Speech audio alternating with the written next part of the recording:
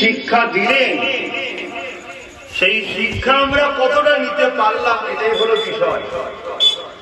এখানে কারবালার আলোচনা জানেনি, ওয়াকিয়া জানেনি এমন মানুষ পাওয়া খুবই মুশকিল, সবাই আমরা জানি। কিন্তু ইমাম পাক আমাদেরকে নসিহত কি দিলেন, কি আদর্শ, কি শিক্ষা দিয়ে গেলেন, সেটাই কিন্তু আমরা পাওয়া বড় দুষ্কর। সেই জায়গাতে আমাদেরকে পাওয়া বড় মুশকিল। তো যাক, আল্লাহ আমাকে এবং আমাদের সকলকে ইমাম হোসাইন হুজুর এবং ইমাম হাসান হুজুরের ধৈর্য সবর আদর্শ যে রাস্তা দেখে গেছে, ওই রাস্তার উপরে আল্লাহ আমাদেরকে অটুট হয়ে থাকার তৌফিক দান করে। বলুন আল্লাহুম্মা আমিন। এত বড় কুরবানি পৃথিবীর ইতিহাসে কেউ দেয়নি, আর সবে কিয়ামত পর্যন্ত কেউ দিতে পারবে না। এটা একটা নজির। আমার ইমাম পাক বিশ্বের মানুষকে আদর্শ, এই পথ, এই রাস্তায় শিক্ষা দিয়ে গেলেন। তোমাদের সামনে যতই মুশকিল আসুক, যতই মুসিবত আসুক, যত কিছু তোমাদের উপরে চাপ আসুক, মনে রেখে দিও সবটাই তোমার আল্লাহর পক্ষ থেকে পরীক্ষা। আর তুমি ওই রাস্তা থেকে এক চুল পরিমাণ সরে যেও না যে রাস্তাতে তোমার রব রাজি আছে। জোরে বলুন সুবহানাল্লাহ। কিন্তু আমরা প্রতিটা সেকেন্ড, প্রতি মুহূর্ত আল্লাহর রাস্তাকে ছেড়ে বসে আছি। আল্লাহ এই মাহফিলের বরকতে, এই মাসের বরকতে আল্লাহ আমাকে ও আমাদেরকে হেদায়েত দেন। বলুন আল্লাহুম্মা আমিন। জান্নাত পাওয়া অতটা সহজ নয়, অথচ আমরা সবাই জান্নাত যাওয়ার শখ করি। কেউ আছে নাকি জান্নাতে যাব? সবাই শখ করি।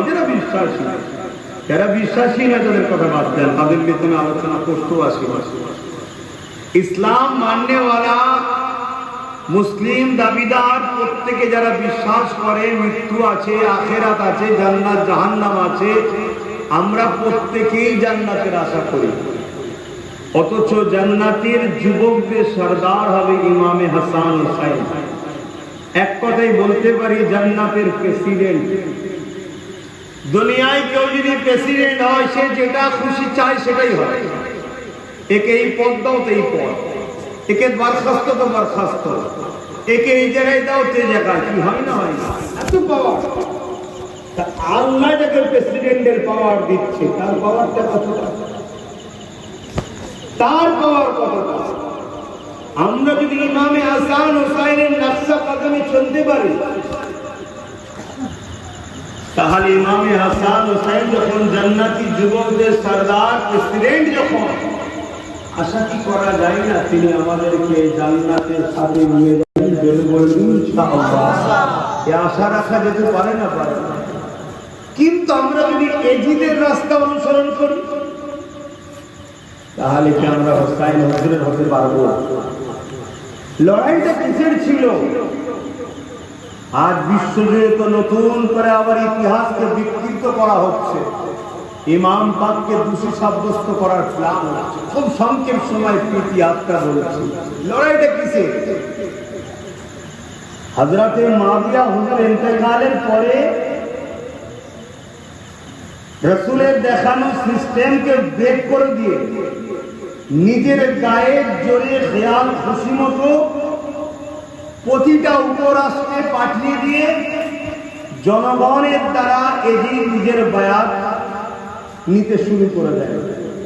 সবাইকে ঘোষণা করে দেয় যে মুআবিয়া হুজুরের ইন্তেকালের পরে পরে যে এজিদ খলিফা, এজিদের নেতৃত্ব সবাই মেনে নাও জোর করে। অথচ আমার রাসূল চলে যাওয়ার পর নবী বলেছিলেন আমার জায়গায় আবু বকর সিদ্দিক বসবে। তারপরও সাহাবা হুজুরদের মধ্যে আলোচনা হয়েছে কে খলিফা হবে। সাহাবা হুজুরদের মধ্যে থেকে কেউ সিদ্দিক আকবরের কথা বলেছে, কেউ ফারুক আজমের কথা বলেছে, কেউ উমর ফারুকের কথা বলেছে, কেউ উসমান গনির কথা বলেছে। কিন্তু হযরতে উমর ফারুক, হযরতে ফারুক আজম, হযরতে উসমান গনি, হযরতে আলী রাদিয়াল্লাহু তাআলা আনহুমা হুজুর দয় তিনারা বলেছেন যে তোমরা যারা আমার পক্ষে দান করছো, আমরাও আবু বকর আমার ভাইকে খলিফা হিসাবে সাপোর্ট করছি। জোরে বলুন সুবহানাল্লাহ। আল্লাহর নবীর পরে সিদ্দিক আকবর খলিফা হলেন।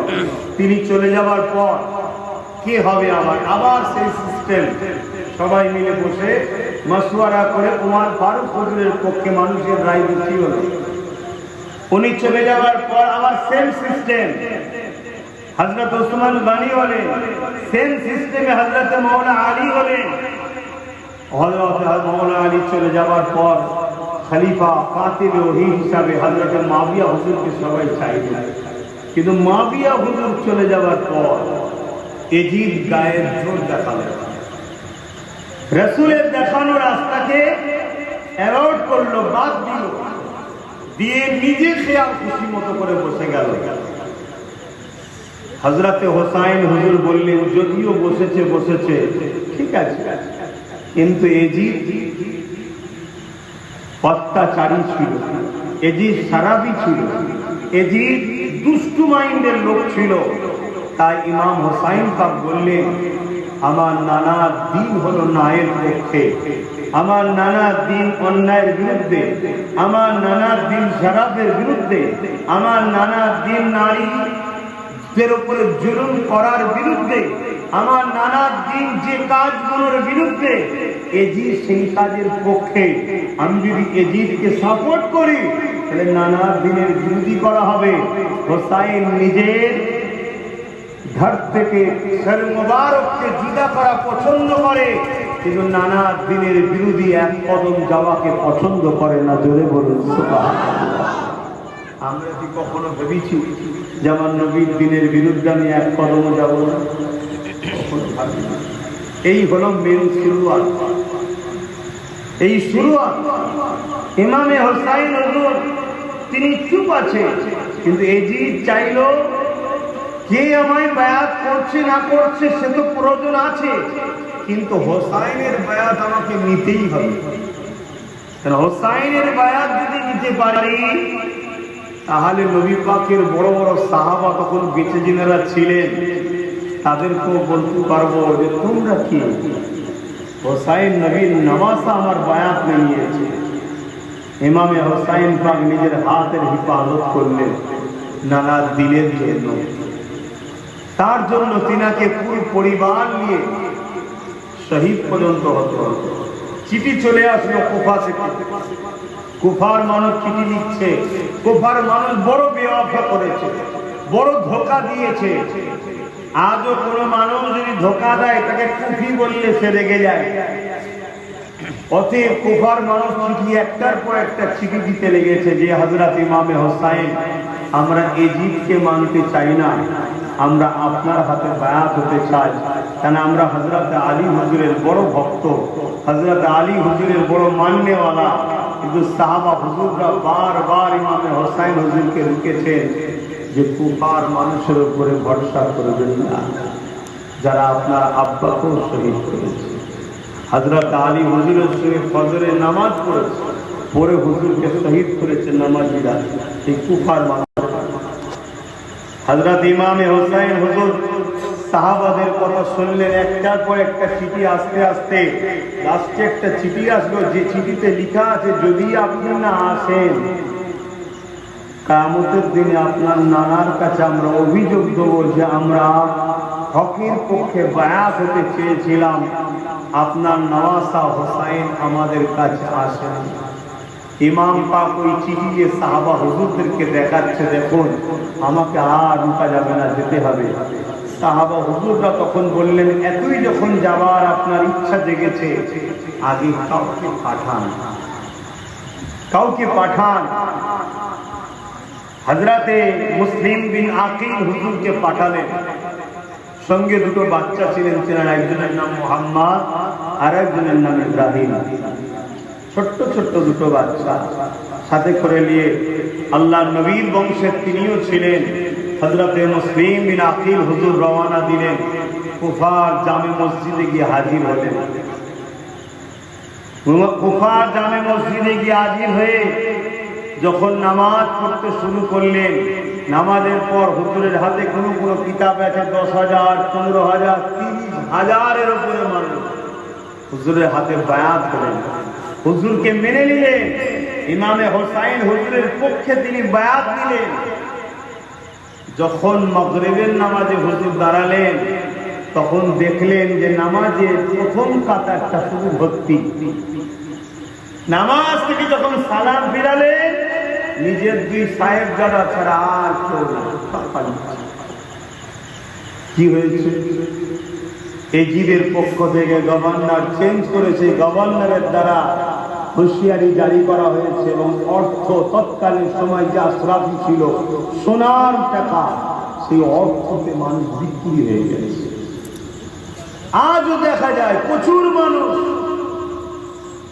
মানুষ আজও, আমি আমার ক্ষেত্রে বলছি, একসাথে সংগ্রাম, একসাথে হকের পক্ষে চলা, সঙ্গীকার, শপথ নেয়, কিন্তু সময়ে দেখা যায় সব সাইড করে পালিয়ে যায়।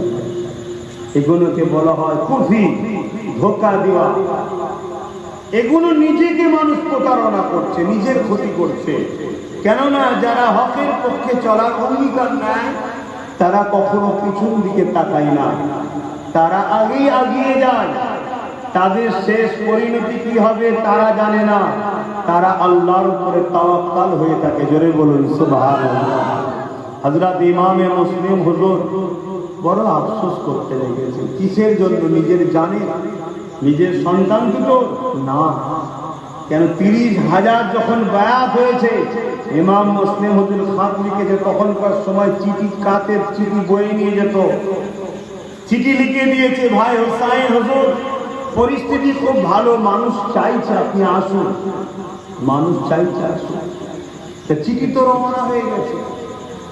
ইমামে মুসলিম হুজুর বুঝতে পেরেছে কুফার মানুষ ধোঁকা দিয়েছে।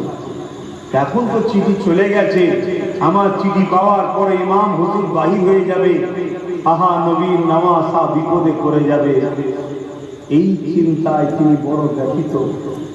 ঈশার নামাজের পর হুজুরকে খোঁজার জন্য শুরু হয়ে গেল। চারিদিকে সৈন্য সামন্ত খুঁজতে শুরু করলো। উনি এক মুরব্বী রাসূলুল্লাহ সাহাবী ছিলেন, তিনার বাড়িতে আশ্রয় নিলেন। বাচ্চা দুটোকে অন্য জায়গায় রাখলেন। আল্লাহর মর্জি যেটা মেনে নিতে হবে। আল্লাহ নবী ঘরের সন্তান হযরতে মুসলিম বিন আকিল হুজুরকে ধরে নিয়ে যাওয়া হলো, পাকড়াও করে নিয়ে যাওয়া হলো এবং তিনাকে বলা হলো গভর্নর হাউসে আসুন, কিছু আলোচনা হবে। এই বলে নিয়ে গিয়ে হুজুর যখন ঘরের মধ্যে ঢুকছে, দরজার দুদিকে অস্ত্র নিয়ে দাঁড়িয়েছিল। হুজুর এন্ট্রি হওয়ার সাথে সাথে হুজুরের উপর অস্ত্র নিয়ে ঝাঁপিয়ে পড়লেন। ইন্না লিল্লাহি ওয়া ইন্না ইলাইহি রাজিউন। খানদানে রাসূল একজন শহীদ হয়ে গেলেন, আল্লাহর হওয়ালায় চলে গেলেন। এবারে ঘোষণা হলো ওই দুটো বাচ্চাকে ধরো। জালিম যখন জুলুম করতে করতে তার শেষ পরিণতির দিকে যায়, তখন সে ছোট বড় বোঝে না। দুটো বাচ্চাকে খোঁজার জন্য আহ্বান জানালো, ঘোষণা দিয়ে দিল। সৈন্য সামন্ত চারিদিকে যাচ্ছে, খুঁজে পাচ্ছে না। লাস্টে পুরস্কার ঘোষণা হলো, যে ধরে দেবে তাকে অনেক পুরস্কার দেওয়া হবে। ছোট্ট ছোট্ট দুটো বাচ্চা, মুহাম্মদ আর ইব্রাহিম, খানদানে রাসূল। এক সাহাবী হুজুরের বাড়িতে লুকানো ছিল। সাহাবী হুজুর তেনাদের ঘরে ভোরের দিকে কুফা থেকে কিছু সওয়ারি মদিনার দিকে যাচ্ছে, তার পিছনে ছেড়ে দিল যে এই ঘোড়া উটের কিছু কিছু যান মদিনাতে চলে যাবে। আল্লাহু আকবার, কি জিন্দেগি তেনারা কাটিয়েছে, কি জিন্দেগি তেনারা কাটিয়েছে। আল্লাহ আমাদেরকে ছাড় দিয়ে ছেড়ে যায়। আল্লাহ নবীর বংশের সন্তানেরা কিভাবে জমিনের উপরে দ্বীন ইসলামকে প্রচার করার জন্য কুরবানি হয়েছে, ইতিহাস তার দাওয়া দিতে লেগেছে। হযরত মুহাম্মদ আর ইব্রাহিম দুটো ভাই, ছোট্ট ছোট্ট দুটো ভাই ওই উটের সওয়ারির পিছু পিছু যেতে লেগেছে। কিন্তু ছোট্ট দুটো বাচ্চা কতক্ষণ হাঁটবে উটের পিছনে? রাতে অন্ধকারে, তখন কিছুটা অন্ধকার ছিল, পুরো সকাল হয়নি। রাস্তাকে হারিয়ে গিয়ে আবার সেই কুফার দিকে চলে যায়। যার যেখানে মৃত্যু থাকবে তাকে তো সেখানে ফিরে যেতে হবে। কুফার দিকে আবার যাচ্ছে। আবার পরের দিন ওই সাহাবী হুজুরের বাড়ি থেকে আশ্রয় নিয়েছে, আবার পরের দিন ছেড়ে দিয়েছে। আল্লাহর মর্জি, আবার এসেছে। মুসলমান ঘরের ছেলে মেয়েরা, তরুণেরা, আল্লাহ পাক আমাদের ঘরে দুনিয়া জমিনে পাঠিয়েছে হক না ইনসাফ ইনসানিয়াতের উপরে থাকার জন্য। আল্লাহ যাদের রাজি সেই রাস্তার উপরে জীবনকে উৎসর্গ করার জন্য। এতে সামনে তোমার আমার জিন্দগিতে যেটাই আল্লাহ ফয়সালা লিখে রেখেছে তার উপরে তোমাকে আমাকে রাজি থাকতে হবে।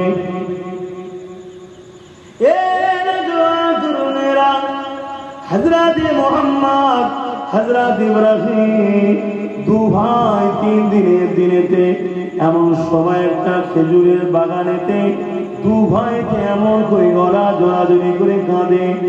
না জানি আমার আব্বা জান কোথায়, কখনো খবর পাইয়ে শহীদ হয়ে গেছে। না জানি আমরা কি মদিনা জমিনে আর ফিরে যেতে পারবো। এইভাবে দুই ভাই কাঁদতে লেগেছে। এমন সময় এক মহিলা প্রয়োজনের কোনো কাজে ওই রাস্তা দিয়ে যেতে লেগেছিল। সে বাচ্চা দুটোকে এখন দেখতে লেগেছে। আহারে নবীর খানের সন্তান, শরীর থেকে নূর চমকাতে লেগেছে। বাচ্চা দুটোকে দেখে বলে, কে তোমরা, কোথায় বাড়ি তোমাদের? ওই সময় মুহাম্মদ আর ইব্রাহিম হুজুর বলে, আমাদের আব্বা জানেন না হযরতে মুসলিম, আমরা নবীর ঘরের সন্তান, আমরা ইমাম হোসেনের পক্ষ থেকে এই কুফার জমিনে এসেছে।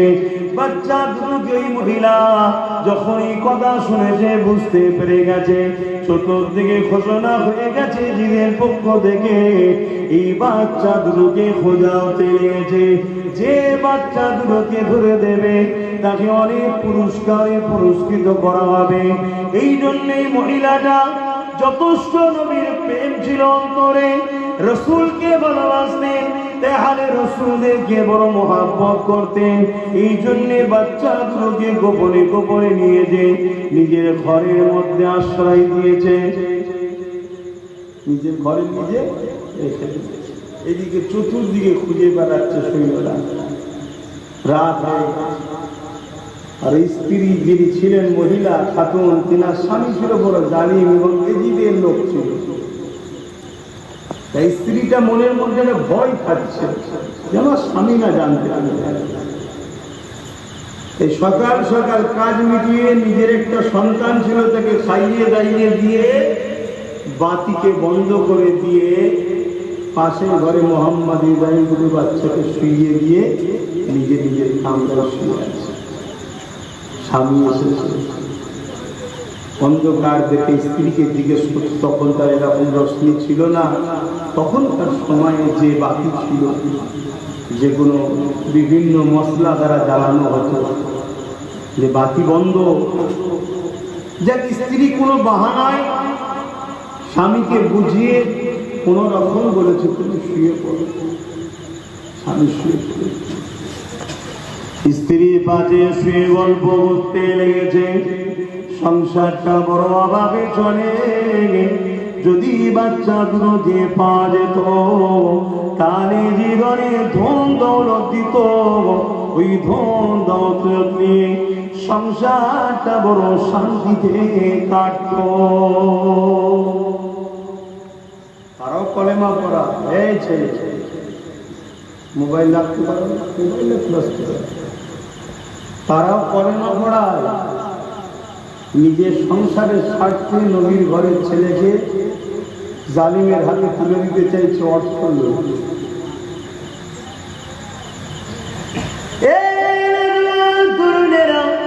এই ঘটনা তো আমাদের জন্য ইতিহাস। এটা শুধু সেদিন হয়েছে যুগে যুগে এরকম ঘটনা ঘটবে। একদল মানুষ দুনিয়া জমিনে আসবে যারা আল্লাহ ও রাসূলের জন্য নিয়ে জান মাল পরিবার বাচ্চাকে কুরবানি করে দেবে। আবার একদল লোক দুনিয়া জমিনে আসবে দুনিয়ার সামান্য সুখ শান্তি আরামের জন্য আল্লাহ দিনকে মিটিয়ে ধরে পর্যন্ত পিছপা হবে না। আল্লাহ দিনকে তারা ধ্বংস করতে পিছপা হবে না। আলেম ওলামাদের বিরোধী করতে পিছপা হবে না। আল্লাহ নবী জানিয়ে দিন আল উলামা ওয়ারাসাতুল আম্বিয়া, আলেম ওলামারা হলো আমি রাসূলুল্লাহ ওয়ারিস। এই আলেম ওলামাদের পক্ষে যারা থাকবে তারা রাসূলুল্লাহর পক্ষে রইল, ওলামাদের বিরোধী যারা করলো তারা রাসূলুল্লাহর বিরোধী করলো। এই যুবকেরা তরুণেরা এটা যুগ যুগ ধরে চলবে। যখন স্বামীর কথা বলেছে বাচ্চা দুটোকে যদি পাওয়া যেত অনেক অর্থ পেতাম। স্ত্রী মনের মধ্যে কান্না শুরু হয়ে গেছে, কেননা জোর করে যদি চোখ দিয়ে পানি বাইর হয় স্বামী জিজ্ঞাসা করবে আর অন্তরে আল্লাহ আল্লাহ করতে লেগেছে। ঠিক কিছুটা যখন গভীর হয়ে যায় হঠাৎ করে দুটো বাচ্চা ছেলে কান্নার আওয়াজ পাওয়া যায়। স্বামী উঠে স্ত্রীকে উঠাতে লেগেছে, ওঠো ওঠো। কোথা থেকে বাচ্চার কান্নার আওয়াজ আসতে লেগেছে না জানি। দুটো বাচ্চা সেই বাচ্চা দুটো নয় কো। স্ত্রী বুঝাতে লেগেছে আরে রাখো ঘরে বাচ্চা কাঁদে না কাঁদে, এত রাত্রে তুমি কোথায় যাবে ঘুমিয়ে পড়ো। কিন্তু জালিম যে হয় তাকে হাজারো বুঝিয়ে কখনো রুখা দেয় না। সে কোন রকম ভাবে নিজেই বাতি জ্বালিয়ে এমন করে খোঁজাখুঁজি করতে লেগে কোথাতে কান্না আসে শুনতে লেগেছে।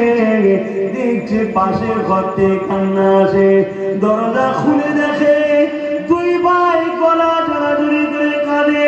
বড় ভাই ছোট ভাইকে বলতে যে ভাই ওঠো আর সময় আমাদের নাই। আব্বাজানকে খবর দেখেছি, আব্বাজান আল্লাহ নবী জিজ্ঞাসা করে মুসলিম রে তুমি একা এলে বাচ্চা দুটোকে কেন নিয়ে এলে না?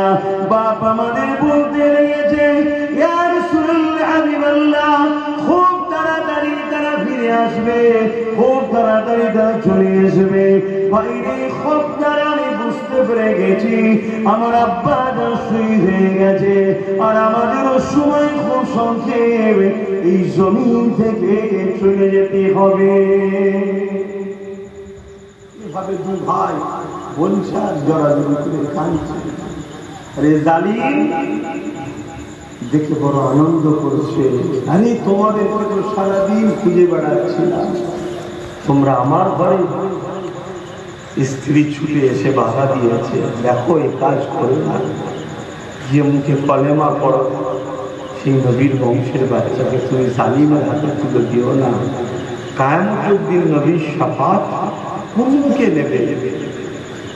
কিছুতেই যখন শুনতে চায় না স্ত্রীকে এক ধাক্কা দিয়েছে। কিতাবের মধ্যে আছে স্ত্রী পড়ে গেছে, রক্তাক্ত হয়ে গেছে, তথাপিও জালিমের ঘোর কাটে না। স্ত্রী আবার এসে বাধা দিয়েছে, যদি তুমি আমাকে যতক্ষণ না শেষ করছো আমি বাচ্চা নিজেতে দেব না। আমি তোমার সামনে বাধা হয়ে দাঁড়ালাম, অস্ত্র বার করে নেশা এমন শান্তির জন্যই তো অর্থ দরকার। নিজের স্ত্রীকে পর্যন্ত তরোয়ালের আঘাত দিল, টুকরো করে দিল। আল্লাহ নবীর বংশের খাতিরে ওই মহিলা দুনিয়া থেকে শহীদের মর্যাদা পেয়ে চলে গেল। জোরে বলুন সুবহানাল্লাহ।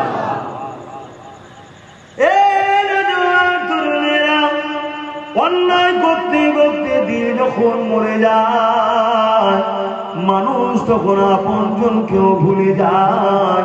কে বাপ, কে মা, কে স্ত্রী, কে স্বামী, কে সন্তান, সব কিছু ভুলে যান। কেননা শয়তান তখন গ্রাস করে না।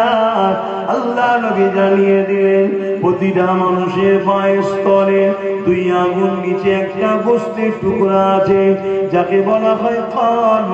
এই কলবটা যার পাক, পুরো শরীরটা যার পাক। এই কলবটা যার না পাক, পুরো শরীরটা যার না পাক। বুঝাবার জন্য বলতে লেগেছে, যেমন আমার দেশের রাজধানী হলো দিল্লি। দিল্লি যদি কোনো বিদেশ দখল করে নেয়, এ দেশ অচল হবে না? হবে না। ঠিক শরীরের রাজধানী হলো এই অন্তরকাল। এটা যদি শয়তান দখল করে নেয়, তখন এই হাত, এই পা, এই চোখ, এই কান ওই শয়তানের ইশারাতে চলবে। তখন আর কোনো ভালো রাস্তায় কাজ করবে না।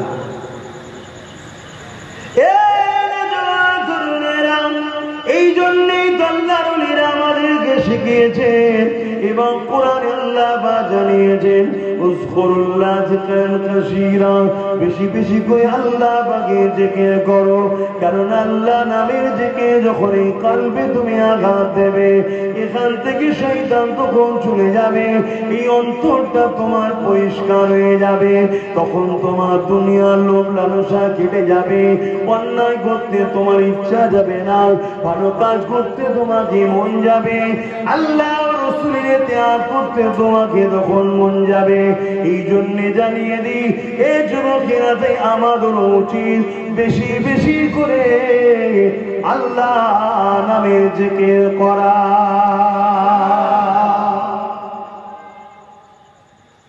আপনারাও তো দেখছেন, কেউ কেউ বসে বসে মোবাইল করছে, একে অপরে বারণ করতে পারেন না। আমি যদি বারবার বারণ করি, আপনাদেরও বিরক্ত লাগবে, আমারও অনেক সমস্যা হচ্ছে।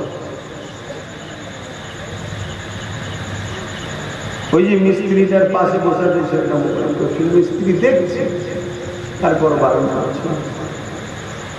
এই যে একটা শয়তানি খেয়াল ঢুকে গেছে আমাদের মধ্যে, মোবাইল এটা ধ্বংস করে ফেলেছে। অনেক কষ্ট করে ছেলেগুলো মাহফিল করেছে, কবুল হোক এটা চাঁদ। আমরাও বসে আছি, আমরাও কামিয়াবি হব। দুরূদ শরীফ আল্লাহুম্মা সাল্লি আলা মাওলানা মুহাম্মদ ওয়া আলা আলি সাইয়্যিদিনা মাওলানা মুহাম্মদ। मेरे हुसैन तुझे सलाम, मेरे हुसैन तुझे सलाम। अस्सलाम या हुसैन, अस्सलाम मेरे हुसैन तुझे सलाम। कर लिया नौस जिसने शहादत का जाम, कर लिया नौस जिसने शहादत का जाम। उस हुसैन बिन हैदर पे लाखों सलाम। मेरे हुसैन तुझे सलाम, मेरे हुसैन तुझे सलाम। अल्लाहुम्मा सल्ली अला सय्यिदिना मौलाना मुहम्मद व आलि सय्यिदिना मौलाना मुहम्मद। जिसको धोखे से कोफे बुलाया गया, जिसको धोखे से कोफे बुलाया गया, जिसको बैठे बिठाए सताया गया, जिनके बच्चे को प्यासा सताया गया, जिनके गर्दन पे खंजर चलाया गया, उस हुसैन इब्न हैदर पे लाखों सलाम, मेरे हुसैन तुझे सलाम, मेरे हुसैन तुझे सलाम। अल्लाहुम्मा सल्ली अला सय्यिदना मौलाना मुहम्मद व आले सय्यिदना मौलाना। আমার আব্বাজানেরা ভাইরা, আজ আমরা দুনিয়ায় আছি, দুনিয়ার হাওয়া গায়ে লাগাচ্ছি, কিন্তু কে কখন চলে যাব কোনো ঠিক নাই। কিন্তু আমরা ভুলে যাচ্ছি আল্লাহ পাকের সেই কঠিন আযাবের কথা, আমরা ভুলে যাচ্ছি কবরের কথা, আমরা ভুলে যাচ্ছি ময়দানে মাহশরের কথা, আখিরাতের কথা আমরা ভুলে যাচ্ছি। আমরা ভাবছি সব হয়তো পার হয়ে যাবে, অত সহজ নয়। চুলের থেকেও সরু, হিরের থেকেও ধার, এই পুল সিরাতের ওপর দিয়ে পার সবাইকে হতে হবে পার। তবে হ্যাঁ, এটা সত্য কথা, যাদের হৃদয়ে নবী ও আহলে রাসূলদের ভালোবাসা রয়েছে, তারা কিয়ামতের দিনে নাজাতের বড় আশা আছে।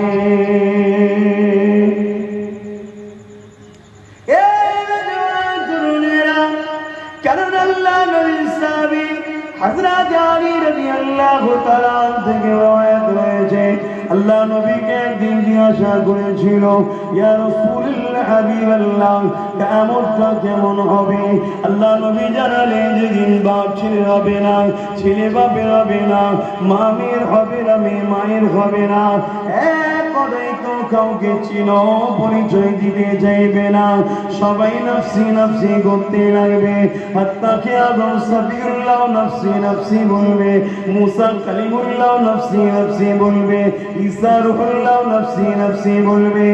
এ যুবকেরা, তুমিরা বাপেরা, কোন আশায় কোন আনন্দে কিসের জন্যে, কি এমন খবর আমরা পেয়ে গেছি এত নিশ্চিন্তায় দুনিয়াদারিতে জড়িয়ে গেলাম? হ্যাঁ, দুনিয়াদারি করতে হবে, তা বলে আখিরাতকে ভুলে নয়। এই দিনের জন্য আল্লাহ নবীর পরিবারটা কুরবানি হলো, এই নামাজের জন্য, এই রোজার জন্য, এই মসজিদ মাদ্রাসার জন্য, এই কোরআনের জন্য, সমাজকে সত্য দেওয়ার জন্য, সমাজ ইনসাফ প্রতিষ্ঠিত করার জন্য, সমাজকে মদ মুক্ত নেশা মুক্ত করার জন্য। আল্লাহ নবীর পরিবার ৭২ জন শহীদ হয়েছে, পুরো খানদানটা শহীদ হয়েছে। শুধু একজনকে আল্লাহ পাক হায়াতে রেখেছিল, বিমারের কারণ ছিল, তিনি হলেন হযরত আলী আওসাদ, যিনাকে যাইনাল আবেদিন বলা হয়। না হয় পুরো পরিবার কারবালা জমিনে শহীদ হয়ে গেছে এই দিনের জন্য। সেই দিন আজ যদি তোমার চাচুয়া গ্রামে অপমান হয়, এই গ্রামবাসী মনে রেখে দিও, খাটিয়ায় তুমি কাপড় পরিয়ে জানাজা করে কবরও দেবে, কিন্তু কবরটা জান্নাতের বাগানের আশা করো না, কবরে জাহান্নামের গর্ত হবে, ৯৯টা সাপ আল্লাহ দেবে। ওই দিনে তখন বুঝবে দুনিয়া দুনিয়া দুনিয়া দুনিয়া কেন করে আমি আল্লাহ ও নবী ভুলেছিলাম। আমরা তো বুঝিয়ে যাব, আমরা বলছি বলে যাব, নেবেন কি নেবেন না সব তো নিজের নিজের ব্যাপার। ইসলাম তো কাউকে জোর করার হুকুম দেয়নি। আর আগামী দিন তো এমন দিন আসছে নবীর আলোচনাই করা যাবে।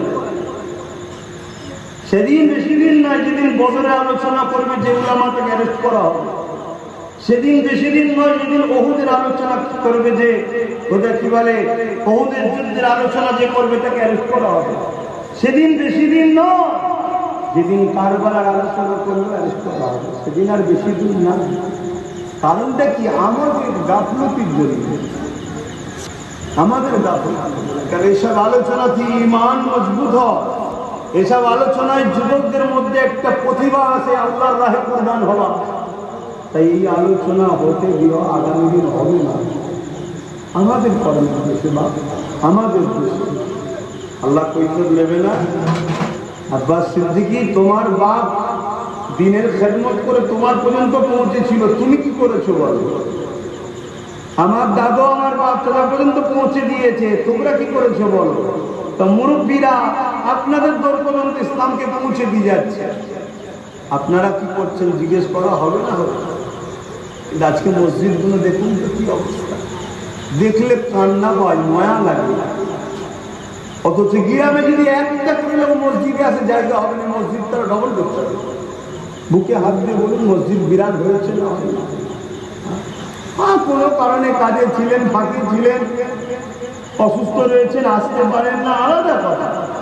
মাসকে মাস, বছরকে বছর মসজিদ কাঁদছে, আল্লাহর কাছে বদদোয়া করছে যে আল্লাহ এই গ্রামে সব হয়, সব হয়, শুধু আমার ঘরকে ভালোবাসার লোক আমার কাছে কে আসে না?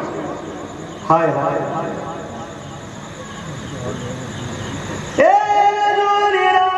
কারবালার মাঠে ইমাম হোসেন যখন নিয়াম থেকে তলোয়ার খানা বার করে, এমনি করে যখন লড়াতে লাগলেন, একটার পর একটা জাহান্নামী কুত্তারা জাহান্নামে দিয়ে যেতে লাগলো, কিন্তু কেউ ইমাম হোসেনের তলোয়ারকে থামাতে পারে না।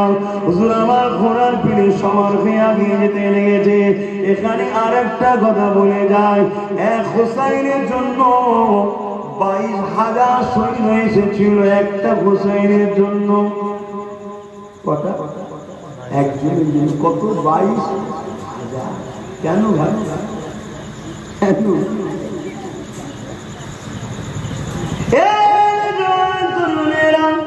দুনিয়া জানে, আজও জানে, সেদিনও জেনেছে ইমানদারের পাওয়া কতটা হতে পারে। এক মঈনুদ্দিন আজমিরির পাওয়া দুনিয়া দেখেছে। এ যুবকেরা, তরুণেরা, তামাম হিন্দুস্তানের জালিম একদিকে, মঈনুদ্দিন আজমিরি একা একদিকে। তথাপিও মঈনুদ্দিন আজমিরের মোকাবিলায় তারা পরাজিত হয়েছে। তাই ইমামে হোসেনের বিরুদ্ধে 22,000 এসেছিল। এই 22,000 কখনো ইমামে হোসেনকে কবজা করতে পারত না, যদি ইমামে হোসেনকে আমার রাসূলুল্লাহ ইশারা না দিত যে হোসেন রে, তুমি শির খুদারির বেটা, আমার নওয়াসাতের প্রমাণ দিয়েছো। ও হোসেন, তোমার কাঁধে যে দায়িত্ব রয়েছে, ওই দায়িত্ব তুমি পালন করো। আমি আল্লাহ রাহে তোমাকে শহীদ হতে হবে, তুমি শহীদ হয়ে যাও। আল্লাহ রাহে তোমাকে কুরবানি হতে হবে। যদি এই ইশারা না হতো, পৃথিবীর কোনো ক্ষমতা ছিল না শেরে খোদা বেটা আলীকে যুগালির বেটাকে জমিনে শুয়াবে। কেননা যে আলী হুজুর, এ যুবকেরা, তরুণেরা, আল্লাহর পাক যিনাকে মনে হয় তিনার সন্তানকে জমিনে খেয়ে শুয়াবে। যা কনি বড় কথা, হুজুর আমার হঠাৎ করে ঘোড়ার পিঠ থেকে নামে, মামুর করিয়ে যে বাহিনী অবাক হয়ে যায়, কি বাবা, কেন হোসেন অস্ত্র থামিয়ে দিল, তরোয়াল থামিয়ে দিল, ঘোড়াতে কেন নামতে লেগেছে? দেখতে লেগেছে ইমামে হোসেন আল্লাহর নামাজে দাঁড়িয়ে যায়।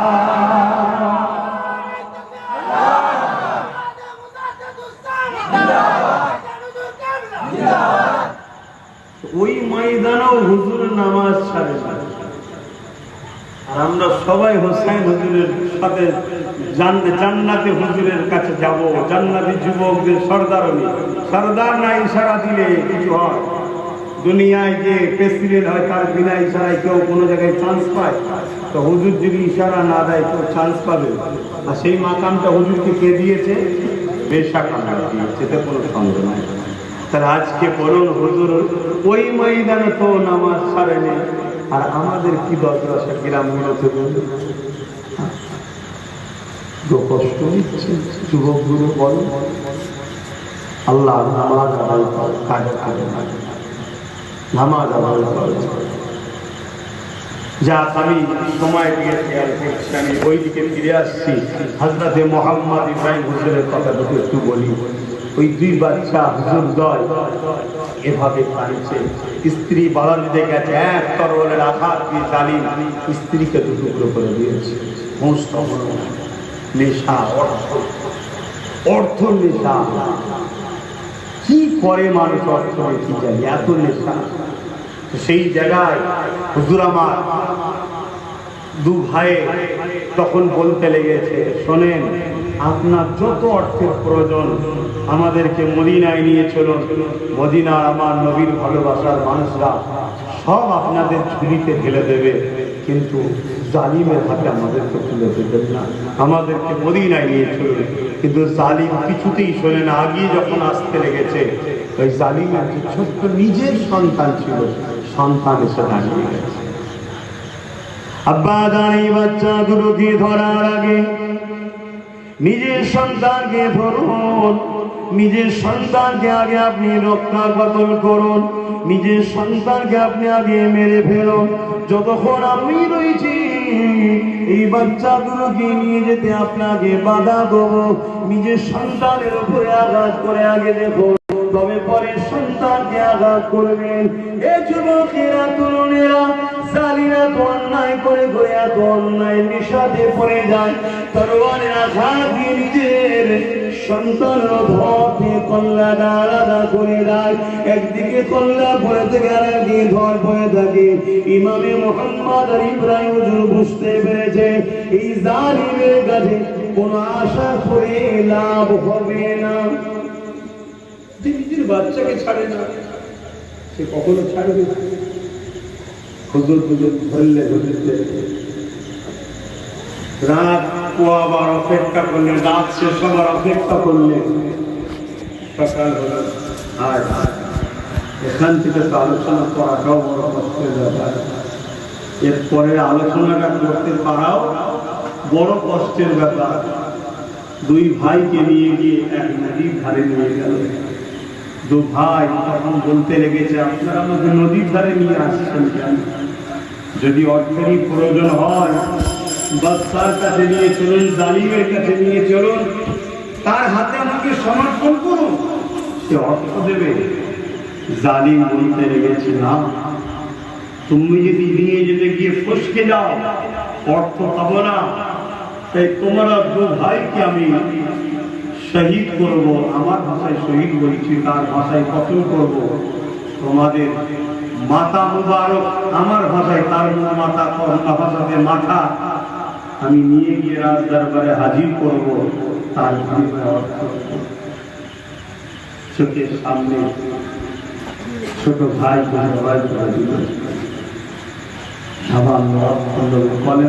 মুসলমান নবীর ভাইয়ের ছোট্ট বাচ্চা, মুখগুলো দেখলেই এমনি স্বাভাবিক, আমাদেরই ছোট ছোট বাচ্চাদেরকে দেখলেই মজা লাগে। কিন্তু আজ আবার কিছু মানুষ পশু বেরিয়েছে, ছোট ছোট বাচ্চা চুরি করছে, সমাজে দেখছেন না? নিয়ে গিয়ে তাদের সম্পত্তি থেকে বিভিন্ন কিছু কেটে নিয়ে বিক্রি করে দিচ্ছে। হায়, পাপের সীমানা মানুষ কোথায় পৌঁছে যাচ্ছে। জাহিলিয়াতের যুগ আবার আসছে।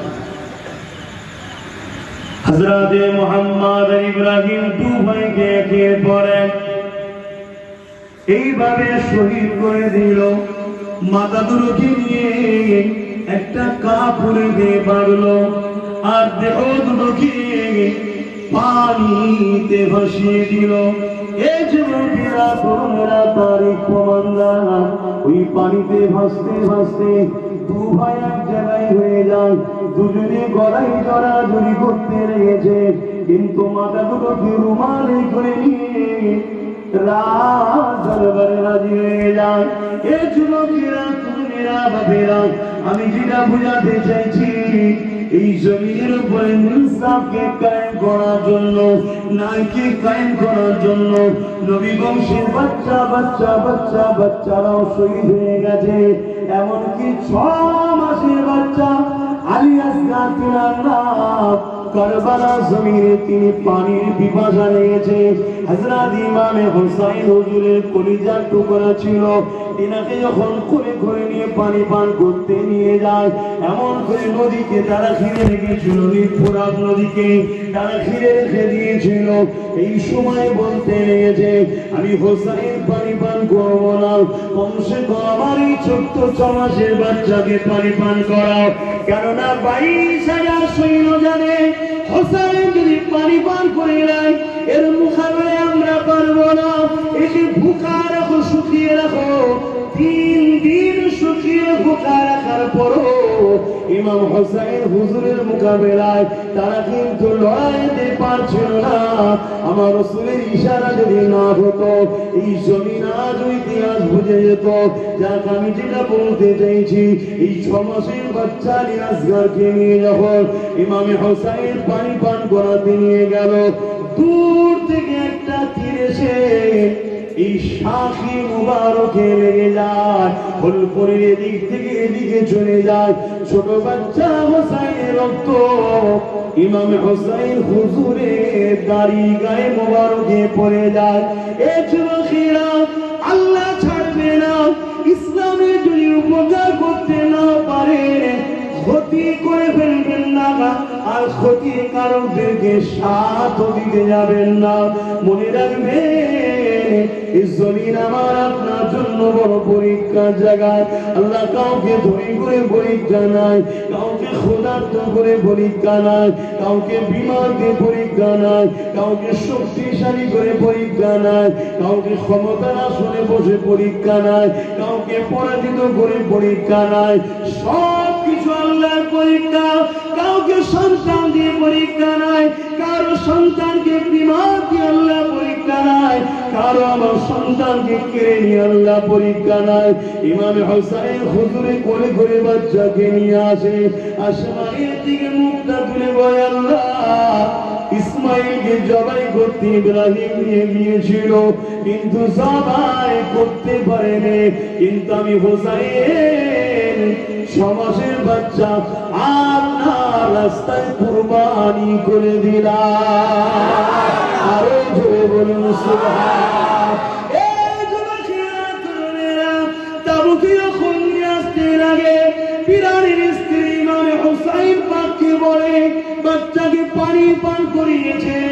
ওই সময় ইমাম হোসেন বলতে লেগেছে, হ্যাঁ দুনিয়ার পানি আপনার বাচ্চা আর কোনদিন পান করবে না, ইনশাআল্লাহ আপনার বাচ্চা আবে কৌসারের পানি পান করতে রওনা দিয়েছে। এই যুবকে একটা আশ্চর্যের কথা বলে যায়, যখন ইমাম হোসেন নিজের 6 মাসের বাচ্চাকে নিজের প্রাণের স্ত্রীর কোলে যখন দিতে লেগেছে, আরে যে মা 11 মাস ধরে এই বাচ্চাকে বেঁধে রেখেছিল, 10 মাস ধরে ওই মা যখন বাচ্চাকে নিতে লেগেছে, সঙ্গে সঙ্গে তাবুর সবাই দেখে অবাক হয়ে যায়।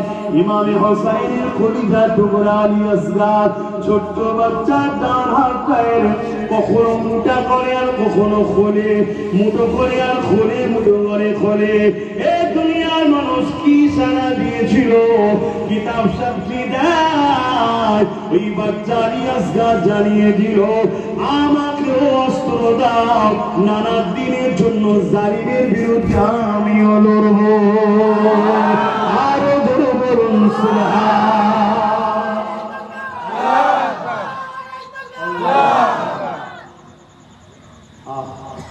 আর আজকে আমাদের ঘরে যদি রাসূলের দিনের জন্য সময় দাও বলা হয়, জান দিতে হবে না, মালও দিতে হবে না, কমসে কম মজবুত হয়ে একতা হও রাসূলের দিনের স্বার্থে।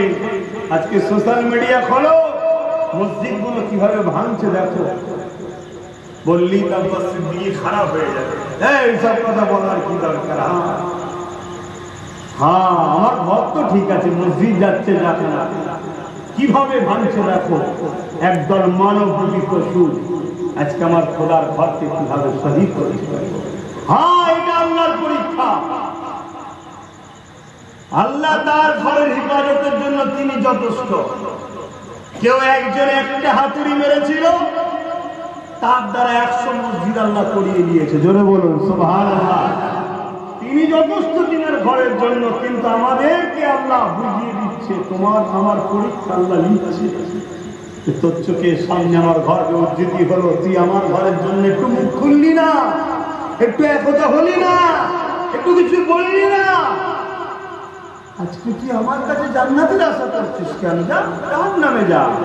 এটা তো পরীক্ষা। আল্লাহ কখনো মুসিবত দিয়ে পরীক্ষা না, কখনো ভয় দেখিয়ে, ভয় আতঙ্ক দিয়ে পরীক্ষা নয়, বিভিন্ন দিক দিয়ে আল্লাহ পরীক্ষা নয়। আসো কওম আমার, যুবক আমার, কারো ঘর ভাঙতে তোমায় ডাকছি না, কারো ধর্মে আঘাত দিতে তোমায় ডাকছি না, কারো উপরে জুলুম করতে তোমায় ডাকছি না। কারণ ইসলাম জুলুম করাকে হারাম করেছে, ইসলাম কারো খানাকে কেড়ে নেওয়াকে হারাম করেছে, ইসলাম কারো ধর্মের উপরে আঘাত দিয়াকে হারাম করেছে। কিন্তু ইসলাম এটাও বলেছে জান বাঁচানো ফরজ। তোমার আমার দিনের উপরে কোন মানব রূপী পশু আঘাত দিলে তাকে ছেড়ে দিতে ইসলাম বলেনি। এই জায়গায় কিন্তু ওই এক কারণে আর এক কারণে হায় হায় হায়, জলসা তো অনেক হচ্ছে, অনেক হচ্ছে জলসা। কত ওয়াজ করবেন, কত মাহফিল শুনবেন, কিন্তু আসল জায়গাটা কি হবে? রেজাল্টটা কি? রেজাল্টটা কি হবে? রেজাল্ট সেই জিনিস যারা কষ্ট করে, ধরুন আপনাদের গার্জেনরা রক্তকে পানি করে জমি চাষ করে, মেহনত করে, জমিতে কত কীটনাশক পোকা আছে, ভয়ঙ্কর পোকা আছে, সাপ আছে, সব কিছুকে আতঙ্ককে রেখে ভয় করে জানকে বাজি লাগিয়ে মেহনত করে আপনাকে ডাক্তার বানালো, পুলিশ বানালো, জজ বানালো, আপনার বাড়ি বাড়ি করে দিল আপনার বাপ, আর আপনি ছেলে হয়ে সেগুলোকে বাঁচানোর নামে সব ধ্বংস করে দিলেন। বলুন তো আপনার বাপ কি আপনার উপরে খুশি হবে? খুশি হবে যে আমার অপদার্থ সন্তান, একটা খারাপ ছেলে, বাজে ছেলে, সব শেষ করে দিল। এমনকি রাগের চোখে হয়তো এটাও বলে ফেলবে ছেলে থাকাক্ষণে মরে যাওয়া ভালো ছিল, কেন এত মেহনত করে সব করলাম, ও বদমাইশ সব শেষ করে দিল।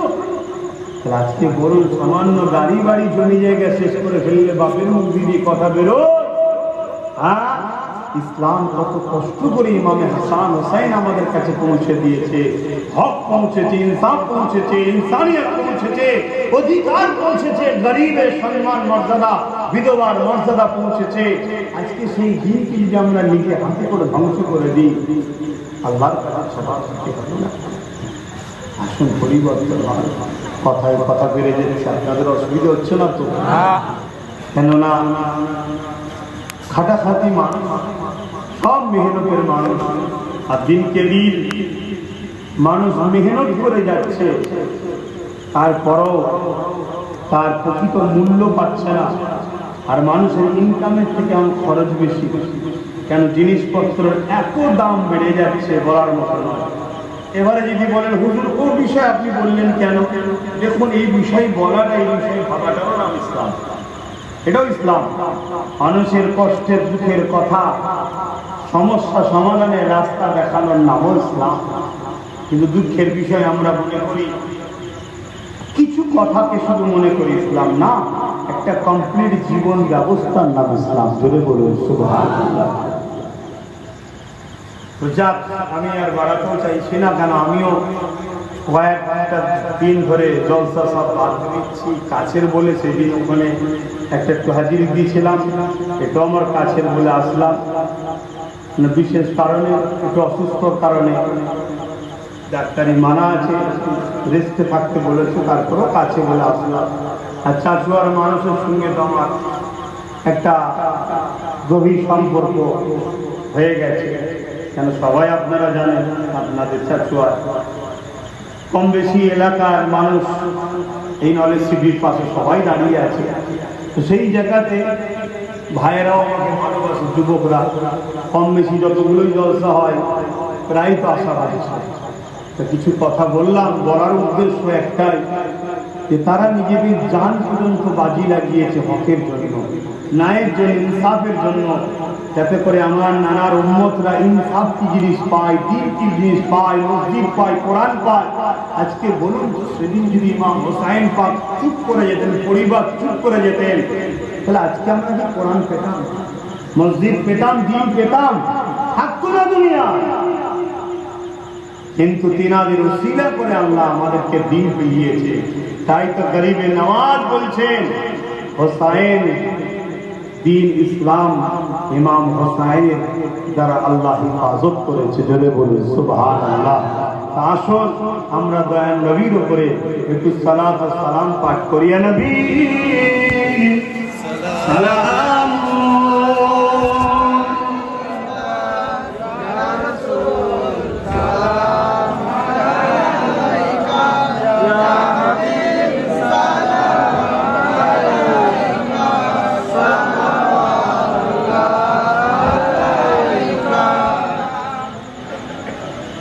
طلع البدر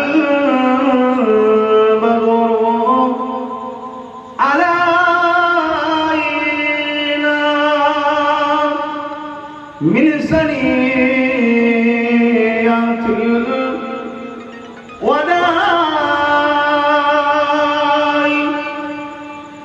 وجب الشكر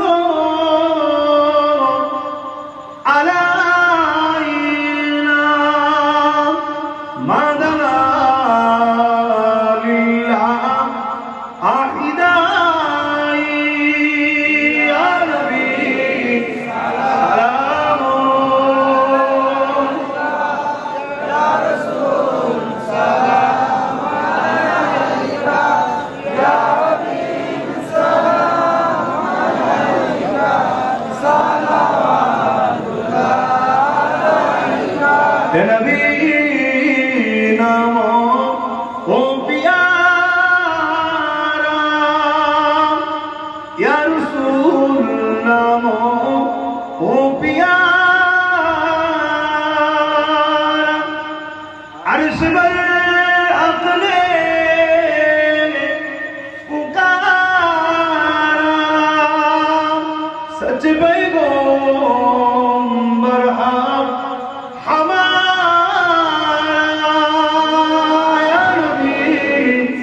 سلام يا رسول يا حبيب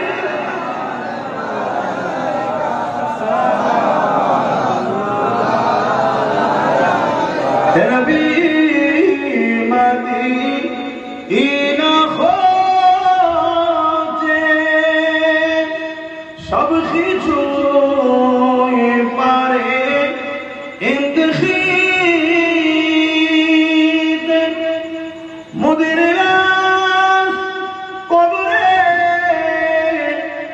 রাখিলে লইবেন আপন করে নবী সালাম يا رسول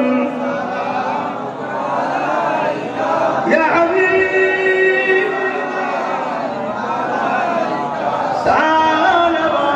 صلوات الله عليك بلغ الأولى بكماله حسنت جميع خصاله صلوا عليه وآله اللهم صل على سيدنا مولانا محمد وعلى آل سيدنا مولانا محمد मुझको फवा